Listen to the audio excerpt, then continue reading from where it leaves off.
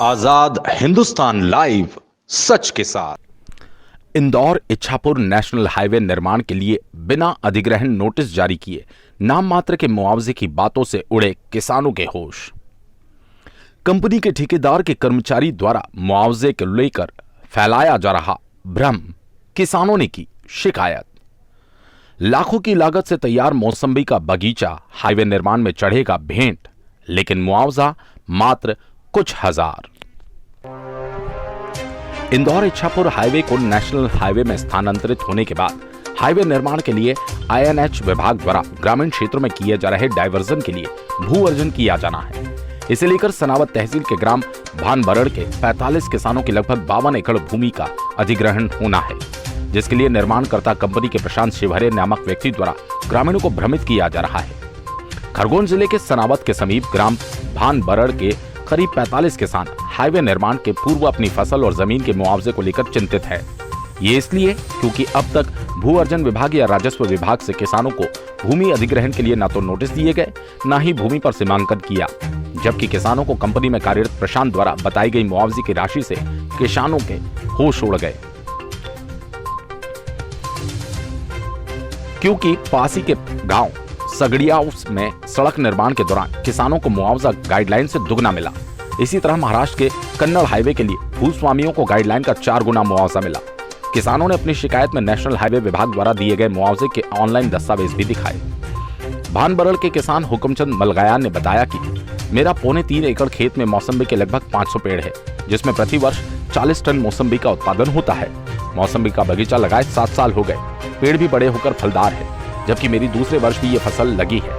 अब तक बगीचे पर 30 लाख रुपए खर्च हो चुके हैं। पूरी तरह से फसल आने तक आधे बगीचे के लगभग 249 पेड़ सड़क की भेंट चढ़ जाएंगे, लेकिन फसल के अनुरूप मुआवजे के नाम पर कंपनी द्वारा कुछ हजार रुपए ही मिल पाएंगे। आपको बता दें, इसी प्रकार किसान बालकराम चौधरी ने बताया कि मेरे खेत की जमीन पर करीब 2000 स्क्वायर फीट में 2 मंजिला मकान, भैंसों को रखने के लिए बाड़ा, गोडाउन बनाया गया, जबकि मेरे खेत में 50 लाख रुपए खर्च कर पाइपलाइन डाली गई। हालांकि वर्तमान में 2 दर्जन कटहल, आम, जाम के पेड़ हैं, लेकिन कंपनी द्वारा मेरे मकान का कोई मुआवजा नहीं दिया जा रहा। ग्रामीणों का मानना है अधिकारी ठेकेदार से मिलकर मनमाने मुआवजे का अवार्ड पारित कर देंगे और हमारी जीविका का साधन खेती, पानी के मूल सरकार सड़क बनाने के लिए हड़प लेगी। इस समस्या को लेकर किसानों ने जिला कलेक्टर एवं एसडीएम को एक शिकायती आवेदन भी दिया। अब किसान अपनी जमीन और फसल के अनुरूप मुआवजे की मांग कर रहे हैं। बड़वाहा से चीफ एडिटर नवरत्न जैन के साथ सिटी रिपोर्टर विकास पवार की रिपोर्ट। आपका बालकराम चौधरी। कहाँ रहते हैं आप? भानबरड़। ये हाईवे में जो आपका मकान नहीं लिया जा रहा मुआवजे में, इसके पीछे क्या विषय है? अब ये तो एनएच वाले जाने, हाईवे वाले जाने। तो आप क्या चाहते हैं? हम चाहते हैं कि रोड के हम विरोधी नहीं हैं, रोड बनना चाहिए। वो सारे बुद्धिजीवियों की मांग है सदावत बढ़वा के कि हाईवे बनना चाहिए, लेकिन किसानों की ज़मीनें जो जा रही है उनको उचित मुआवजा दिया जाए। मकान के आसपास आपकी भी भूमि है, खेती भूमि? 3.5 एकड़ भूमि है, उसमें से 140 पेपर के आधार पर हमको सूचना दी गई कि पेपर के आधार पर 140 आपकी जा रही है। और एनएच के अधिकारी आए थे, उन्होंने बताया कि ये मकान और ये सब आपका इसमें जा रहा है, 140 ऐसी ज़मीन जा रही है। अच्छा, तो अब आप आगे क्या चाहते हैं? हम चाहते हैं, हमने एडीएम साहब को बोला कि भैया हमारे ये पहले तो असिंचित थी, उसको सिंचित का आवेदन दिया कि हमारे 6 परिवार के नाम से ज़मीन है, 6 के नाम से मुआवजा आना चाहिए, लेकिन वो बोले सब आपने बांटा करना बाद में, अभी तो परिवार में झगड़े करवाएंगे। आपके गांव में ये जो पौधे भी जा रहे हैं कुछ, वो क्या विषय है? पौधे जा रहे हैं, उसमें भी वो आनाकानी कर रहे हैं, मतलब उनका उद्देश्य है कि कम से कम पैसे दे के निकल जाए। तो आपको कोई नोटिस वगैरह मिला है इसका? कुछ भी नहीं मिला। तो आगे आपको यदि मुआवजा नहीं मिलता है शासन के नियम अनुसार, तो क्या करेंगे? अभी तो हम आगे के बारे में विचार करेंगे, अभी तो हम जमीन देने को तैयार नहीं रहेंगे। तो आपने इसकी शिकायत कहीं की है? जी सर, एडीएम साहब के यहाँ 2 बार आवेदन दे चुके हैं, कलेक्टर मैडम को भी जाके बोल चुके हैं। वो बोले एडीएम इनके लिए है, हम वहाँ जाओ वापस। ऐसे कितने किसान हैं आपके यहाँ के जो भूमि जा रही है जिनकी? करीब 40-50 किसान हैं, 55 एकड़ जमीन से सोना की जा रही है टोटल। ठीक भाई साहब, बताएं, आपकी ये हाईवे में जो भूमि जा रही है और उसका मुआवजा पौधों का नहीं मिल रहा है, क्या विषय है? पौधों का मुआवजा वो आदमी को कंफ्यूज कर रहे हैं, किसानों को।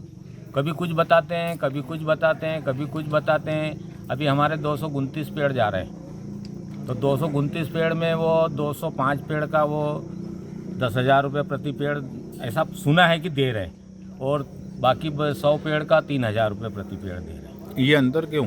ये अंतर हम उनको पूछते हैं तो बोले हमको नहीं मालूम। इसके लिए आपने आगे क्या कार्रवाई करी है? आगे हमने कलेक्टर साहब को भी जाके ये बात बता दी है और एसडीएम साहब को भी 2 बार मिल ली है। अच्छा, आप क्या चाहते हैं मुआवजा? मुआवजा जो सभी के पेड़ का 10,000 रुपये मिलना चाहिए। यदि ये नहीं देती है एनएच तो क्या करेंगे आप? हम तो अब साइन ही नहीं करेंगे ना उनके उस पर। अभी तक हमको कुछ सूचना ही नहीं कि हमारा खेत भी जा रहा है कि नहीं। आपके गांव के कितने लोग शामिल है? 30 से 40 लोगों के खेत जा रहे हैं। उनको भी उसी हिसाब से देना? उनको भी सब ऐसा ही। कोई नोटिस वगैरह आपको? नोटिस वगैरह कुछ नहीं मिला भैया। अभी तक हम बोल रहे हैं कि हमको सूचना ही नहीं कि हमारा खेत जा रहा है।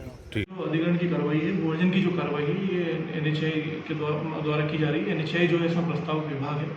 इसमें 3A का प्रकाशन हो चुका है, 3D का प्रकाशन हो चुका है और विधिवत 2 समाचार पत्रों में इनका प्रकाशन हुआ है। इसके बाद में इन्हें सुनवाई के लिए, इनकी दावापत्ति के लिए समय दिया जा चुका है और संबंधित विभागों के द्वारा भी प्रस्तावक विभाग ने सर्वे करा लिया है और जो सर्वे की रिपोर्ट्स है उसके आधार पर जो मूल्यांकन होगा वो राशि सभी को शासन द्वारा जो निर्धारित गाइडलाइन है उसके अनुसार दी जाएगी। गाइडलाइन देखिए, जो शासन के निर्धारित गाइडलाइन है, जैसे कि मान के चले, जैसे आपने भी पूछा था कि फलदार वृक्ष हैं, कुछ अन्य इमारती वृक्ष हैं, तो जो संबंधित विभाग है उनके द्वारा इनके जो मानक तय करे हैं, इनकी जो मूल्य तय करे हैं, उसी के अनुसार ही इनका भुगतान किया जाता है।